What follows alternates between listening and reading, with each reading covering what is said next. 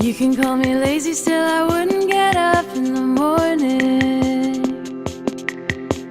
Sun is shining bright, still I won't get up in the morning. Sure, I smell the coffee on the stove, it's like sweet perfume.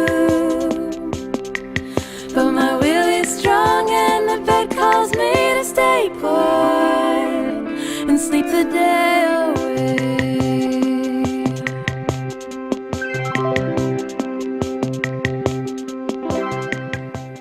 What are your musical backgrounds growing up? I started playing music with my family. So my dad's a songwriter, and my parents had a family band called Brookfield. I grew up in Whitby, Ontario. And I started singing harmony with them. They joked always that they had children so they could have backup singers. So my sister and brother and I used to sing in the family band, and then that's really was my most, I would say, my most formative musical education, aside from guitar lessons from my dad as well. I started playing piano when I was 6, and choirs for my childhood being church, and Sue and I were in the same choir in Northumberland called La Jeunesse. That's where I started. Mm-hmm. And Susan? My dad played piano and loved to sing, and I love to sing with him. The earliest recording that you can find of me is Zingle Bells when I was 3 or so, I think. And from there, I mean, there was really just music in my home, and then joined the same choir as Gary, and it went from there. I had a high school teacher who suggested that maybe music could be a career, which had never occurred to me. But I thought that was a good idea, and it just kept rolling. Went to university and so on. It's been great. So how did you three get together? How did you meet up? Carrie and Sue knew each other when they were young girls. Yeah. You guys were 7, was it 7 and 8? We met when we were 8 and 9. I was old and wise 9-year-old. And Caroline and Sue met through our friend Yvonne, who linked them together because they both loved music and writing music. We were all playing on the scene in Toronto in the early 2000s. Yeah. We were all doing our solo singer-songwriter thing. I was in a group with my sister called the Brooks Sisters. And we just knew each other as friends and decided to collaborate on a show. It was near Christmas time. So that's the official story. All right. So how would you describe your music? I would In terms of describe it style. as an evolution. Yeah, I would describe it as an ever-changing, constantly evolving? a little bit, yeah. Yeah. I mean, it's always us singing, Yeah. but the styles meander.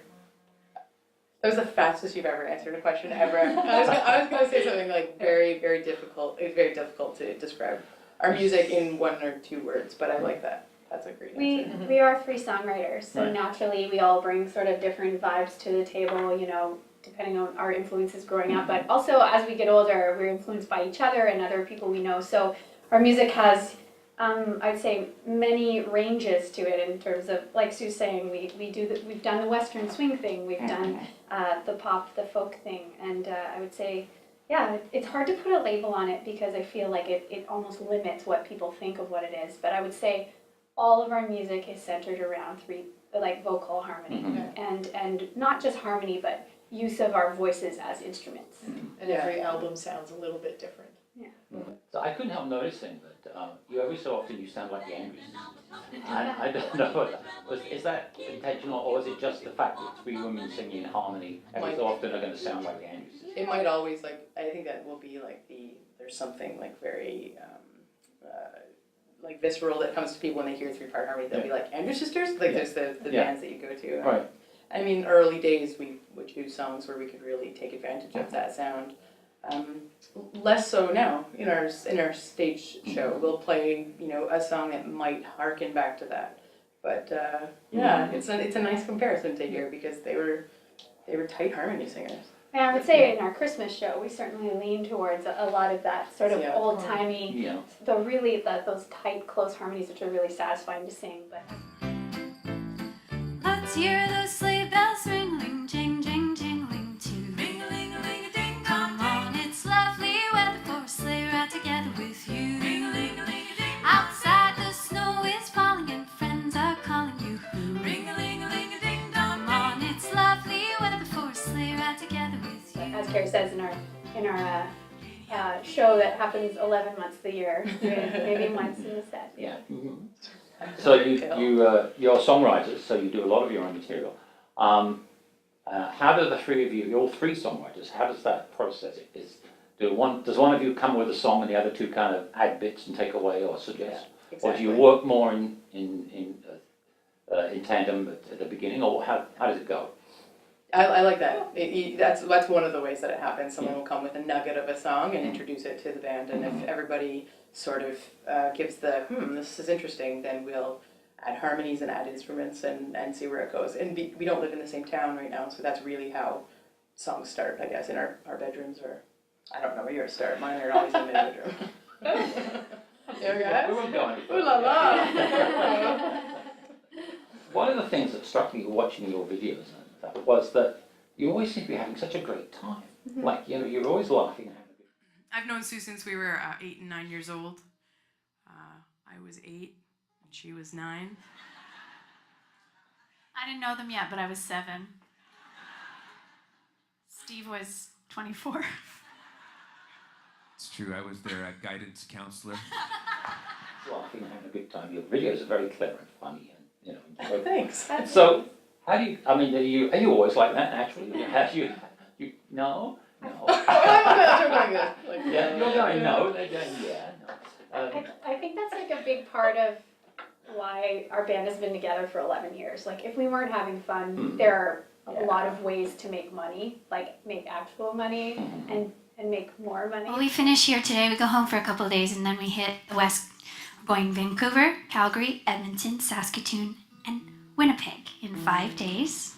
And we finish in Cobourg, and I'm just gonna tell you, it's a beautiful, big old beautiful church, and 600 people from our hometown come.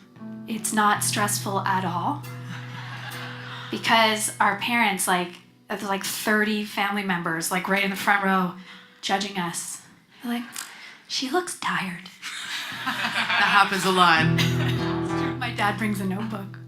So if we're not having fun, there's really no point to it. And the fact is, we are 3 grown women who go on the road for a lot of the year, and we bear a lot of there's a lot of heavy life stuff, but because we have each other and we have that fun and that camaraderie, and it's not to say that things aren't hard sometimes and challenging, but we're really lucky because I feel like it's a very unique, special situation. And yeah, we have fun at our show. That's the payoff. I The think show's so, the yeah. payoff. At the core of it all, there's love and Yeah. and fun and silliness, and then life also. Yeah. And we're I mean, you might have been watching one video where we were 25. Lie down right here beside me just for a minute. Slip your shoes off, hunker down, dear, beneath the covers, and close your eyes. And then a different video more recently when we're 10 years older. Ooh, shadows flicker in the night. There's a change coming. Everything's gonna be alright. Ooh, shadows flicker in the night. Let it go, let it go. Everything's gonna be alright. That's part of Sue's evolution, and things changed, And I think you're not actually kind of on screen. No. Yeah. Oh. Yeah, it's really fun. We hired actors because it kind of felt right for the song. And it was. Did you get to say who which actors you hired? Yeah. Oh, yeah. okay. Well, we worked with our dear friend Matt Barnett, and he presented us with some options, and I liked a few of them, and then I pushed back on a few, and we made some decisions together as a group, and we're really, really proud of that latest record. Actually, while we're talking about Shapeshifters, which is it is out on February 2018. Just give it a little plug. Tell us about the album. I guess you're pretty proud of it, presumably. Yeah. Very proud, very excited. Uh-huh.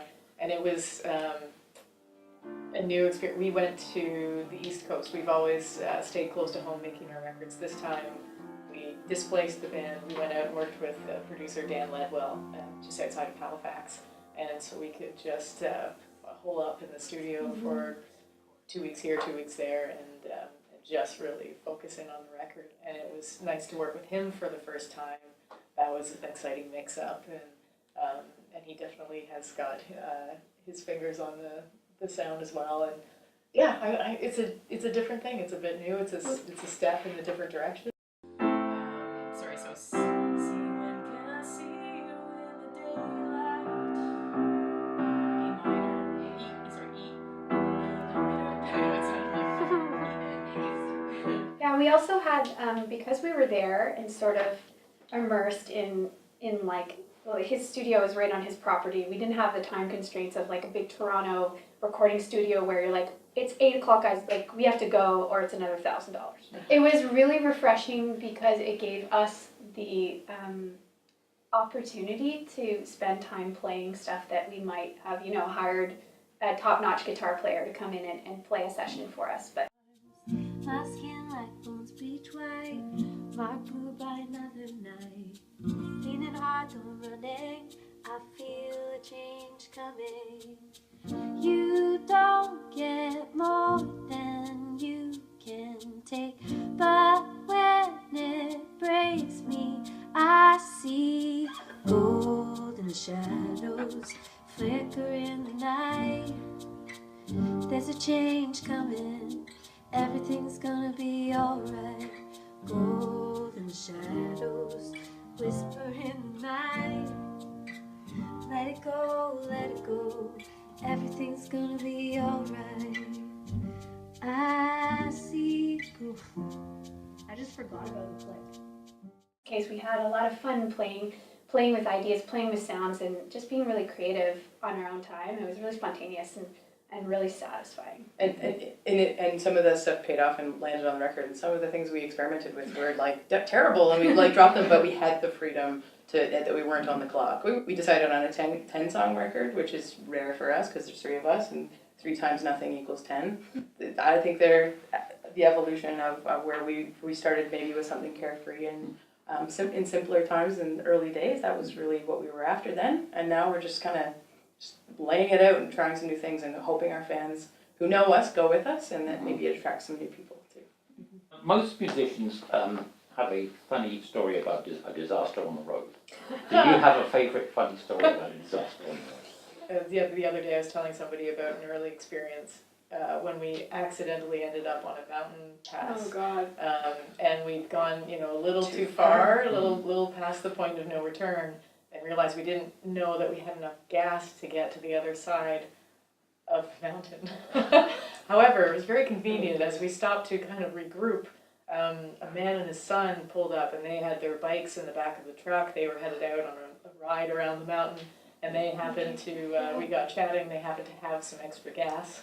So they topped us up, and while that was happening, we heard some music on the other side of the bushes by the river, and it was a man camping with his banjo or something. We wandered over, we got talking with him, and we sang a song. So we look a lot of banjo by the river. It was a bizarre experience. Yeah, we have a lot of near disasters. So, like yeah, that could have been disaster. awful. Mm-hmm. And we were singing like she'll be coming around the mountain when she comes, but more like we might not make it. In fact, we made it to the other side and realized we got into town, and we were a little bit late because we'd been driving on basically an unassumed 1-lane logging road through a mountain pass. And we got to the other side, and the people who lived in town were like, you did what? Like, they were absolutely shocked that we were alive. I remember this one gig where we were playing a house concert, and I had arranged with the host that there would be babysitter there for my boy upstairs, and it happened to be 2 teenagers who were making out Very canoodly. while they were watching my baby. I'd like to ask you each briefly to describe the other 2 members of the group and be brutally honest. Okay, so Sue, I'll start with Sue because she's furthest away from me. I'm not going to let that. Sue is so insanely creative. She is quiet and seemingly reserved, but knowing her, she's also hilarious, very funny, and very loving. Carrie is closer to me. Physically right now. That's what I'm saying. And Carrie is very thoughtful and conscious of of where you're at, you know? And again, so loving. I'm so lucky. And she's also hilarious, which is part of why we work. They're so funny. Carrie is also very uncomfortable being described. I had no idea how awkward I would feel during Yeah, I that. kind of feel awkward too, guys. Guys, I kind of feel I like do we're all on the that. first date. I know. But it's been like we've written it in cards before, but never like Sue. Thanks, I- Mariposa. Oh, so uncomfortable. I've known Sue for a really long time, so I feel like an expert on. Like I feel like I could write the book on you a little bit, at least from like 8 to 30, whatever your age A is. short book or Well, yeah. No, actually, I was gonna be a comic book about the things comic that book. Sue is like. Sue's creative. She's crafty. She's private. And Caroline said seemingly reserved. That's so great because you get one. You get one Sue, but we get the other one, and that's the secret that you'll never know. So that's the. Sorry. And that's the, we're in the hotel room and she's way louder than you think and she's not always smiling this big bright smile and sometimes she's louder than we are, which I love, and she's funny and I love that. Caroline, I when we first met, it was this polite handshake where I was like, hello, it's nice to meet you, we're 25. And then a summer of sleepovers felt like a sister immediately. We think the same thing a lot of the time, at the same time, write each other texts, it's the same, maybe we should do this, it's the same thing, like there's this nice symbiotic thing happening there. She's generous and funny and weird and we're all bossy and like, and that's not just Caroline. We're not that's bossy, Sue. we're the boss. We're the boss We're the of boss. each other. Yeah, it's our like an interesting 3 people right here. I really feel fortunate to know, and it gets better every year, not worse, and that's something to really like mull about, Okay, Susan, they've said really nice things about you. She didn't get it down to one word. Nice. All right. It's an oddly interesting question to answer here in person, eye to eye and face to face. I'm not looking at you guys. Yeah. I'm texting Sue an answer. Save this.